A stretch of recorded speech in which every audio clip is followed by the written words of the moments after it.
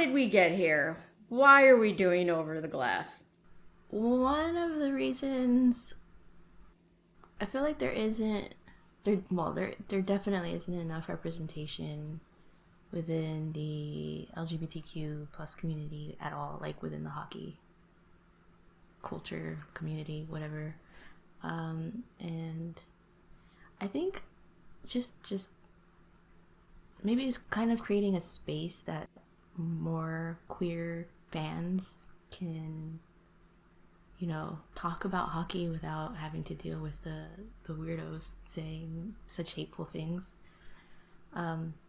It's a nice thing to think about. Like, maybe we can create something like that. I was actually thinking about, how we met, because, Yeah. we met during the Hockey Pride project that Brock McGillis did last summer. For anyone who is not familiar with that, essentially that came about because June is Pride Month. The NHL is a frustrating league as far as the amount of Representation, time and dedication we, devote to watching it, to supporting it, only to not feel like the league is really trying. is inclusive. And in particular, that Pride Month last year, they launched a series where they were going to celebrate allies, which is, as much as we love our allies, that is not what Pride Month is about.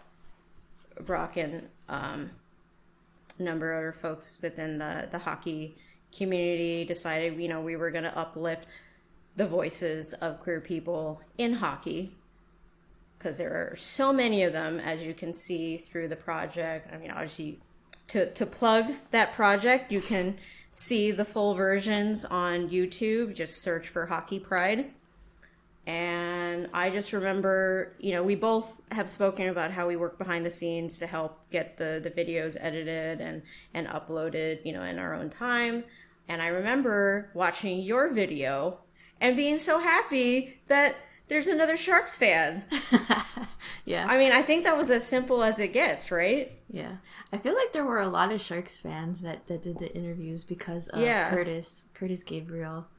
That's pretty much how I found out about it, because I didn't follow Brock before then. I actually didn't spend any time on Twitter. I had my Twitter account, I just didn't use it. And I saw him post about it, and I was like, what is this? This is interesting.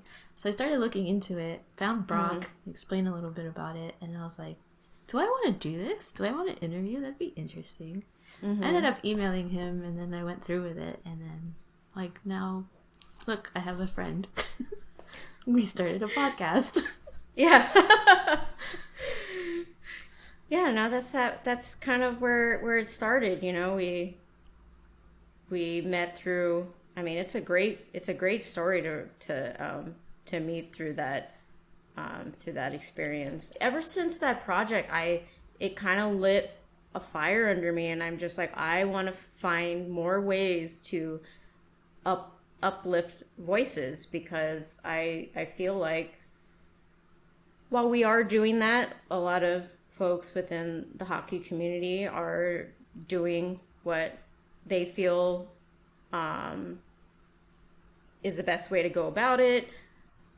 There's always things that we could be doing, and it just kind of was constant in my mind, and I wanted to get more into that type of stuff. But when you're not quite sure how to get started, it can be difficult. But I'm glad that you took an interest to doing something like this, and I was already kind of heading in that direction, so it just kind of ended up making sense. Like, why don't we just do it? Well, we don't have any experience, but you got to start somewhere. So yeah.